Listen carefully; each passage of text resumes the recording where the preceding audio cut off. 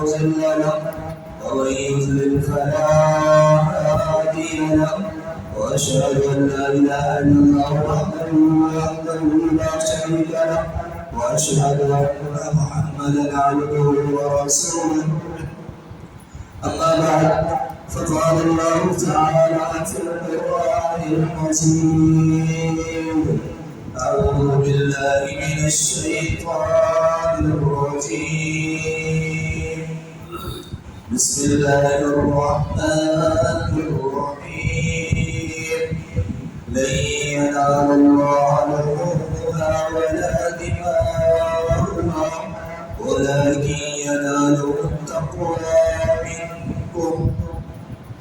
عزیز ساتھیوں، بھائیوں، بزرگوں، ماں بہنوں، آج عید الاضحیٰ کا دن ہے، قربانی کا دن ہے۔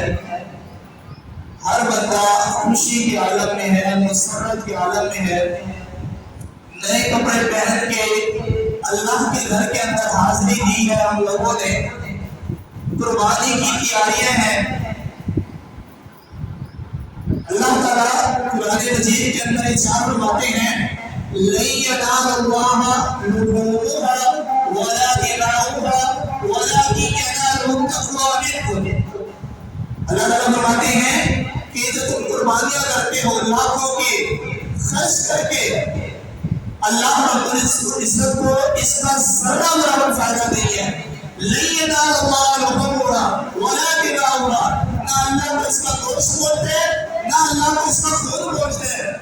وَلَكِنْ يَنَالُهُ التَّقْوَىٰ مِنكُمْ، اگر اللہ کے پاس پہنچتی ہے تو وہ چیز پہنچتی ہے جو تمہارے دلوں کے اندر ہے، تمہارے دلوں کے اندر جو اخلاص ہے وہ پہنچتا ہے۔ اگر تمہارے دلوں کے اندر ریاکاری ہے تو اللہ کے پاس وہ پہنچتی ہے۔ عزیز بھائیوں، ہم جانور کو قربان کریں گے، جانور کی گردن پر چھری تو چڑھائیں گے، کتنا ہی خوب ہوتا اگر ہم اپنی خواہشات پر چھری چلاتے، اگر ہم اپنی خواہشات کو قربان کرتے، کتنا ہی اچھا ہوتا اگر ہم اپنے دلوں کی جو نفرتیں ہیں اس پر چھری چلاتے، کتنا ہی اچھا ہوتا ہمارے دلوں کے اندر جو حسد ہے اس کو قربان کرتے، کتنا ہی اچھا ہوتا ان خواتین کے لیے جو بے پردہ ہے، جو پردہ نہیں کرتی، وہ بے پردگی کی قربانی دے کر پردہ کر لیتی۔ اللہ اکبر۔ عزیز بھائیوں، اس قربانی اللہ رب العزت نے بڑے مقاصد رکھے ہیں اس کے، ان میں سے ایک دو مقصد آپ کے سامنے رکھوں گا۔ سب سے پہلی چیز کہ اللہ رب العزت ہمیں یہ یاد دہانی کروانا چاہتے ہیں کہ ابراہیم علیہ السلام اللہ کے کتنے پاکیزہ تھے۔ عزیز بھائیوں، اگر آپ ابراہیم علیہ السلام کی سیرت پڑھیں، اللہ کی قسم اٹھا کے کہتا ہوں انسان بڑا تعجب کرتا ہے، حیرت حیران ہوتا ہے۔ آپ دیکھیں نا بڑھاپے کی عمر میں ابراہیم علیہ السلام کو بیٹا ملا، بیٹا ملنے کے بعد اللہ کی طرف سے دوبارہ حکم آیا کہ آپ اپنے بیٹے کو کسی بحران وادی کے اندر چھوڑ کر آئے۔ اللہ کے حکم کی اطاعت کرتے ہوئے وہ حضرت اسماعیل علیہ السلام کو مکہ کی ویران وادیوں کے اندر چھوڑ کر آگے۔ اما جی حاضرہ نے پوچھا نا اسماعیل علیہ السلام کی والدہ نے کہ کیا وجہ ہے؟ انہوں نے کہا کہ اللہ کا حکم ہے، اس لیے میں آپ کو اور اپنے بیٹے کو مکہ کی ویران وادیوں کے اندر چھوڑ کر جا رہا ہوں۔ اللہ اکبر۔ کیسی ماں تھی وہ، جب سنا نا کہ اللہ کا حکم ہے تو پھر چھوٹے چنانچہ یہ والی بات نہیں کی، یہ نہیں کہا کہ تو کتنا ظالم ہے، اپنی بیوی کو اپنے بچے کو ویران وادی کو چھوڑ کے جا رہے ہیں جہاں کوئی بندہ نہیں ہے، جہاں کوئی بندے کی ذات نہیں ہے، جہاں کوئی کھانا میسر نہیں ہے، جہاں کوئی پینا میسر نہیں ہے۔ نہیں، جب پتہ لگا نا اس عورت کو کہ اللہ کا حکم ہے، اللہ کی طرف سے حکم ہے کہ مجھے اس مکہ کی ویران وادیوں کے اندر چھوڑنا ہے، تو انہوں نے پھر آگے سے وہی بات کی۔ ہماری عورتوں کے لیے اس کے اندر بڑا سبب ہے، بہت بڑے اسباب ہیں۔ ہمیں ہماری عورتوں کو بھی پتہ ہے اللہ کی طرف سے حکم ہے کہ پردہ کرنا چاہیے غیر محرم سے۔ کتنا عمل کرتی ہے ہماری مائیں بہنیں، اللہ اکبر. سب سے پہلی چیز کہ اللہ ہمیں ابراہیم علیہ السلام کی اطاعت وہ یاد کروانا چاہتے ہیں. اور دوسری چیز عزیز بھائیوں، اللہ کے نبی علیہ السلام کا فرمان ہے لا تجوزوا فی الاضاحی. اللہ رب العزت کسی ایسے جانور کو قبول نہیں کرتے جس کے اندر یہ 4 قسم کے عیب پائے تھے. اللہ کے نبی علیہ السلام کی اس حدیث کے اندر بڑی حکمت ہے عزیز بھائیوں، بڑی حکمت ہے.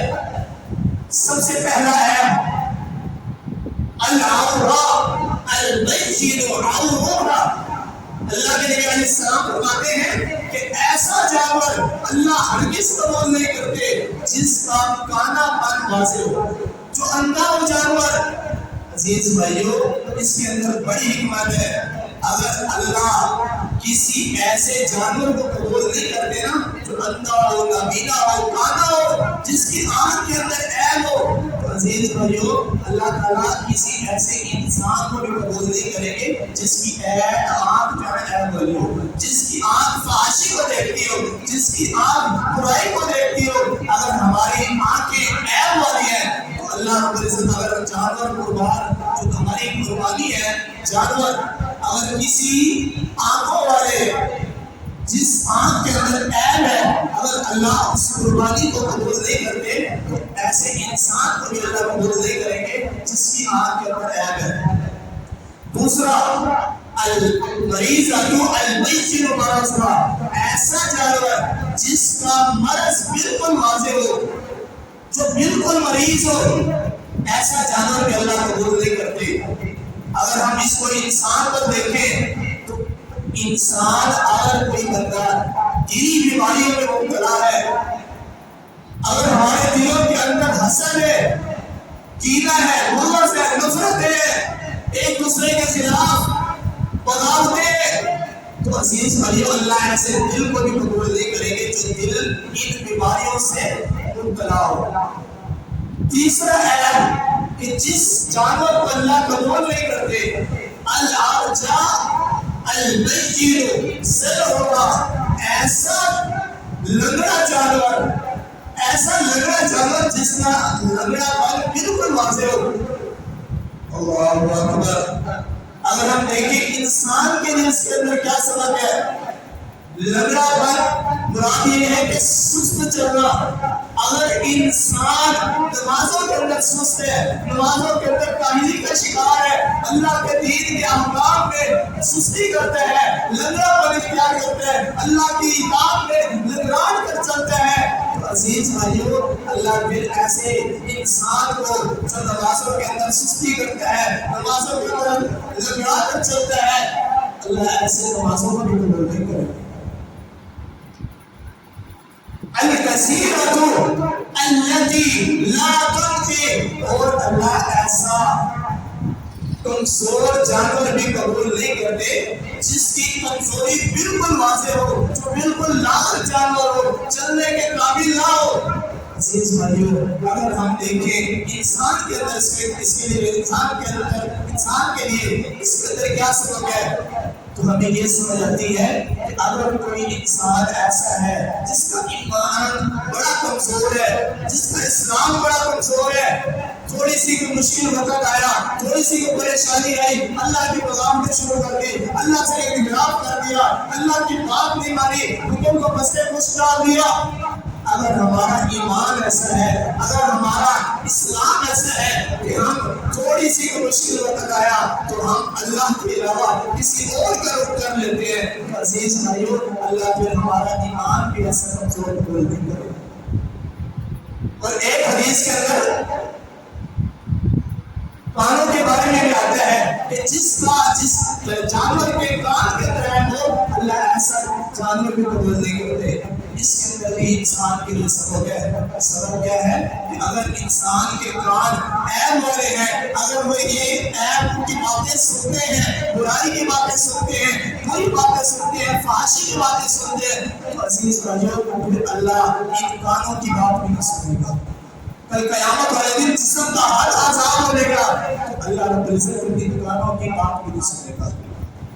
تو عزیز بھائیو اللہ کے نبی علیہ السلام نے جو 4-5 عیب جانور کے اندر بتائے ہیں عزیز بھائیو اس کے لیے اس کے اندر انسان کے لیے بھی سب بڑا سبب ہے. ایسا انسان جو آنکھ کی عیب میں مبتلا ہو اس کی آنکھ کو اللہ قبول نہیں کریں گے. ایمان کمزور ہے ایمان قبول نہیں کریں گے. دل کمزور ہے حسد کینے بغض کی بیماریوں میں مبتلا ہے تو اللہ رب العزت ایسے دلوں کو قبول نہیں کریں گے. تو عزیز بھائیو جہاں ہم قربانی کی جانور پر چھری پھیرنے لگے ہیں تو ہمیں چاہیے کہ ہم کینے پر حسد پر نفرتوں پر بھی چھری پھیر دیں.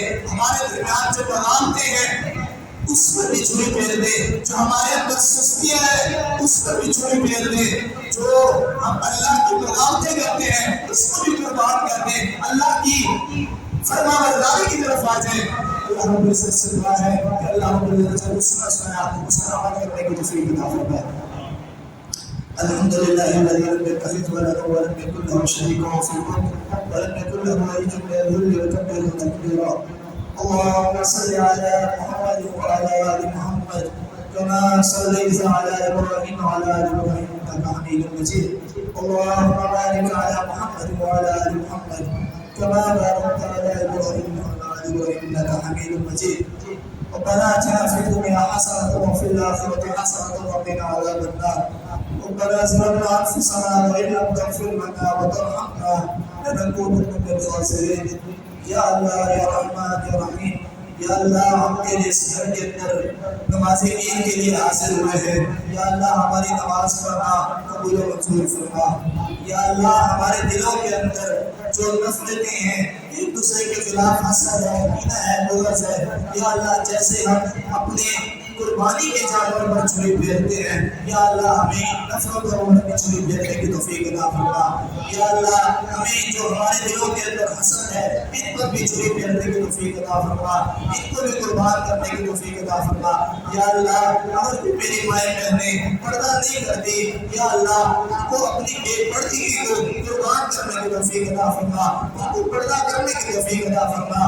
یا اللہ ہمیں اپنے بچوں کی تربیت اللہ کے نبی علیہ السلام کے بتائے ہوئے احکام کے مطابق کرنے کی توفیق عطا فرما. یا اللہ جو بے اولاد ہے یا اللہ ان کو نیک صالح اولاد عطا فرما. یا اللہ جن کی اولاد ہے یا اللہ ان کی اولاد کو ان کی آنکھوں کی ٹھنڈک بنا. یا اللہ جتنے مظلوم مسلمان یا اللہ ظلم کی چکی میں پس رہے ہیں یا اللہ ان کی مدد فرما. یا اللہ جو ظالم ہیں ان کو نصف قبول فرما. یا اللہ ہمارے اگر گناہ ہیں یا اللہ ان کو نیکیوں کے اندر تبدیل فرما. یا اللہ جتنے بیمار ہیں جتنے حاجت والے ہیں یا اللہ سب کی حاجات کو قبول فرما. سب کی نیک خواہشات کو قبول فرما. یا اللہ سب کی نیک خواہشات کو قبول فرما. یا اللہ جس طرح ہم اس مسجد کے اندر ایک ساتھ اکٹھے ہیں یا اللہ کو قیامت والے دن جنت کے اندر بھی ہمیں اسی طرح اللہ کے نبی علیہ السلام کے سامنے اکٹھا فرما. یا اللہ ہمیں جنت میں بھی اسی طرح اکٹھا فرما. یا اللہ ہمارے دلوں کے اندر بغض ختم کر دے. یا اللہ ہمارے دلوں کے اندر آپس میں محبتیں پیدا کرنے کی توفیق عطا فرما. یا اللہ جو فرقہ واریت کو پھیلانے والے ہیں یا اللہ ان کو ہدایت دے. یا اللہ ان کو ہدایت دے. یا اللہ ان کو ہدایت دے. سبحان ربک رب العزت عما یصفون وسلام علی المرسلین والحمد للہ رب العالمین. تمام آپ ایک دوسرے سے گلے ملے اور اللہ کے نبی علیہ السلام نے چھوٹی سی دعا سکھائی ہے.